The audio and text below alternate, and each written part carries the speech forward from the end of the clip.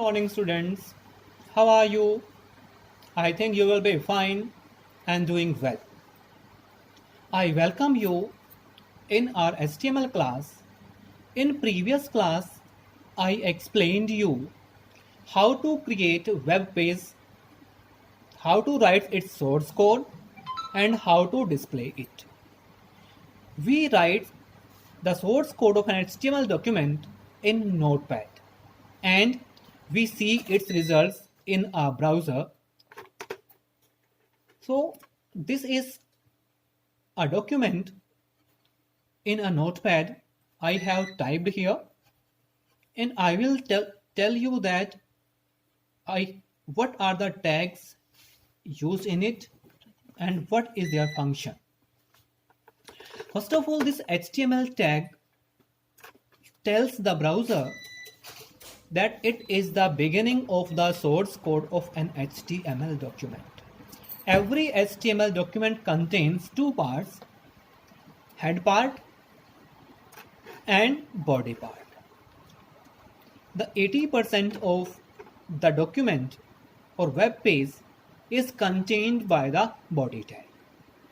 The head tag only contains two portions, heading of the document, which is displayed with the body portion, and the title portion, which is always displayed on the title bar of the web page. After this, the head portion ends here and the body portion starts. As you start the body portion, we have used this BR tag. BR means break row tag. It means we want to break the text from the heading. How? We just save it, click in save button, and it will be saved. Since I have already told you that you will use save, do not use save as. If you will use save as, it will create a duplicate copy of your document. So you are to use save. The changes will be saved in the same document which you have working. Now after saving it with the extension like this, when you will click on it the first time, it will ask you the name and its extension. Well, you will open it, click on the save button, the save as dialog box appears. You will type the name of the document. I have given the name use of highlighting tags, then .html, and that you can save it. When you will save it, its name will be highlighted on the top of this HTML document. When you will open it, open the browser, go to file menu, click on open. The open dialog box appears which contains three buttons, OK, cancel and browse. You will use browse button. Browse means to search out. Browse का मतलब है कि आपने अपने document को ढूंढना है, find out करना है.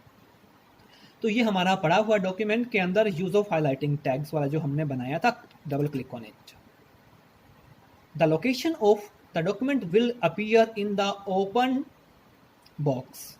Click on okay button here of the dialog box. जो हमने बनाया था उसका जो आउटपुट है, ये वाला आउटपुट जो है उसके अंदर आपका डिस्प्ले होगा ब्राउजर के अंदर. तो now we are continuing with the new process. जो अब तक मैंने आप लोगों को बताया है वो हमने प्रीवियस जो क्लास में आपको एक्सप्लेन किया था, उसी चीज़ को दोबारा से मैंने रिपीट किया है ताकि जो कि ये चीज़ें आपको बार बार नहीं बताई जाएंगी, क्योंकि ये बेसिक थिंग्स हैं जो आपको सबसे पहले आनी चाहिए. तो अब हम आगे की ओर चलते हैं. जैसे कि हमने इसको हेडिंग दी है कि हाईलाइटिंग और पैराग्राफ टैग्स. अब हमारा जो टेक्स्ट है यहाँ पर सिंगल एक पैराग्राफ के अंदर अपीयर हो रहा है, उसको हमने डिफरेंट पैराग्राफ्स जो है कैसे हम बना सकते हैं, उसके लिए क्या करना है उस पर हम चलते हैं. हम यहाँ पर आए, यहाँ पर हमारा डॉक्यूमेंट जो है अलग अलग पैराग्राफ्स में दिखा रहा है, बट वहाँ पर सिंगल पैराग्राफ. ऐसा क्यों? क्योंकि यहाँ पर हम एंटर प्रेस करके न्यू पैराग्राफ बना सकते हैं. ब्राउज़र के अंदर ऐसा हम नहीं कर सकते. ब्राउज़र जो है वर्क करेगा आपके टैग्स के ऊपर. टैग्स इन HTML वर्क लाइक कमांड्स. जब तक आप वो कमांड नहीं देंगे तब तक आपका ब्राउज़र जो है इस चीज़ को नहीं काम करेगा, नहीं वर्क करेगा उसके ऊपर. तो उसके लिए हमें क्या करना है, पैराग्राफ बनाने के लिए we have p tag and every tag always enclosed in angular brackets. Angular brackets कौन सी होती हैं? आपके ग्रेटर देन और लेस देन का जो सिंबल है, this is known as the angular bracket. और जो उसके बीच में आएगा उसको जो है आपका ब्राउजर एक कमांड मान करके चलता है। p means paragraph. ये आपका ऑप्शनल टैग है, इसको आप क्लोज कर सकते हैं, नहीं करना चाहे तो भी आपका ये क्रिएट हो जाएगा। तो उसके लिए हमने क्लोज करने के लिए जो कि हमारा /p आ जाएगा, मीन्स पैराग्राफ हमारा क्लोज होता है। इसको हमने फाइल पर गए, सेव कर दिया। सेव करने के बाद जब हम ब्राउजर में इसको ओपन करते हैं और यहाँ पर अगर रिफ्रेश करना है, now we are refreshing it, अब देखिए पैराग्राफ बन गया। इसी तरह से इसको आगे पैराग्राफ्स के अंदर डिवाइड करना है तो नेक्स्ट के अंदर फिर पैराग्राफ पर टैग लगा दीजिए।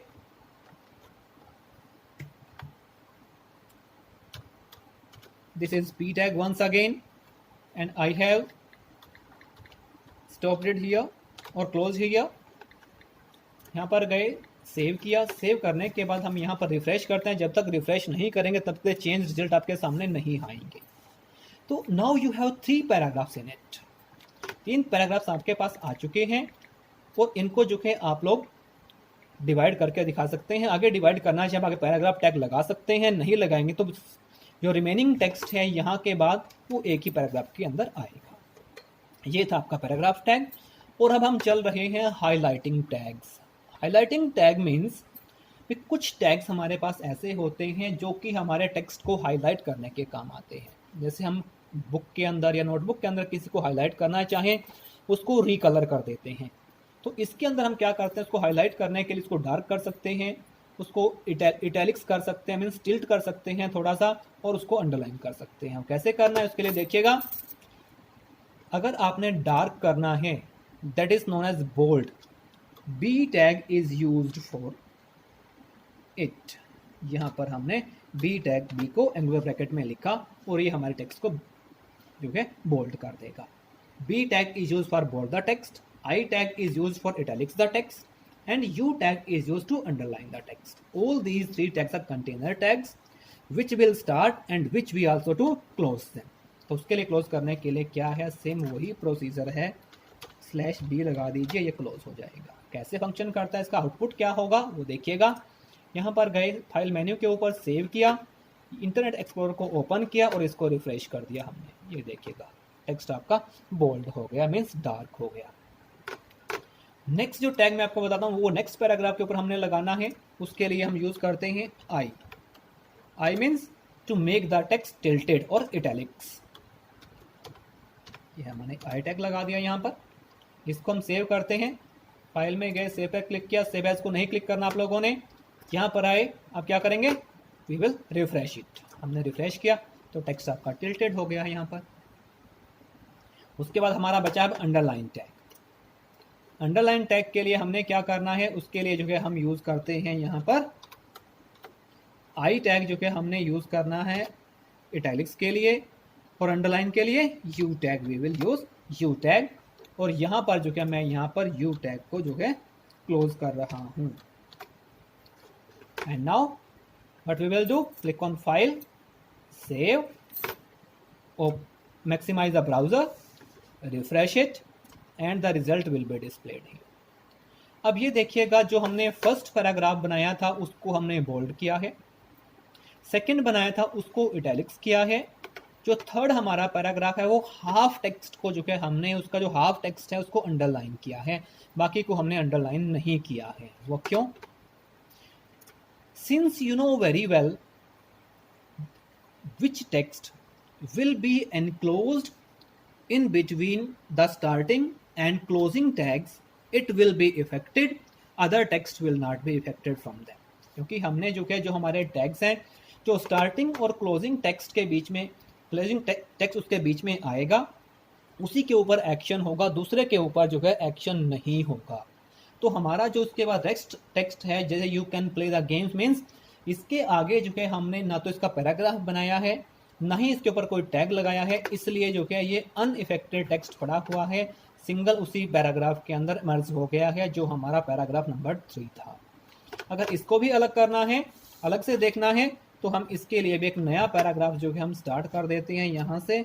This is our P tag, हमने इसको सेव करना है, सेव यहाँ पर किया, ब्राउज़र को ओपन करना है, इसको रिफ्रेश बटन से रिफ्रेश कर दीजिए या F5 की से आप रिफ्रेश कर सकते हैं, वो दबा दीजिए, ये आपका ओपन हो, नेक्स्ट हो गया।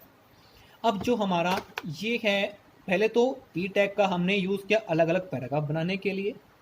पी टैग के लिए जो क्लोजिंग टैग है इट इज़ ऑप्शनल वन। यहाँ पर क्या है देखिएगा, यहाँ पर हमने पी को क्लोज किया है, फिर भी हमारा नेक्स्ट पैराग्राफ बन रहा है। यहाँ पर जो कि हमने पी को क्लोज नहीं किया है इस पैराग्राफ के अंदर, फिर भी सेम फंक्शनिंग हो रही है।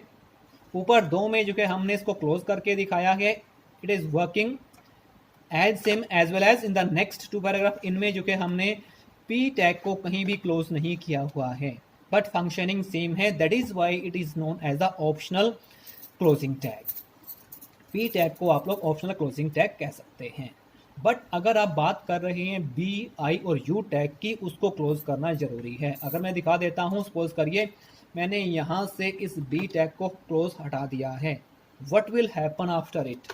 इसको हमने सेव किया, सेव करने के बाद ब्राउजर को ओपन किया और रिफ्रेश करते हैं रिजल्ट देखने के लिए, व्हाट हैपन। देखिए सारा का सारा आपका बोल्ड हो गया, क्योंकि हमने उसको ये बता दिया कि एक्शन तो करिए आप, बट ये डिफाइन नहीं किया कि कहाँ तक करना है।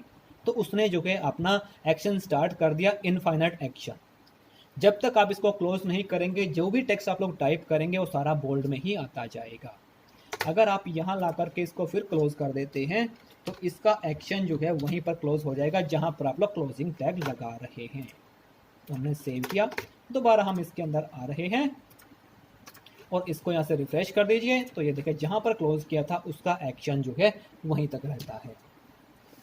Okay students, now I hope that you have learned how to make a web page, how to save it and how to display it in a browser. So I hope you will learn and you will practice it. Okay, it is enough for today. Thank you and have a nice day and see you in the next class.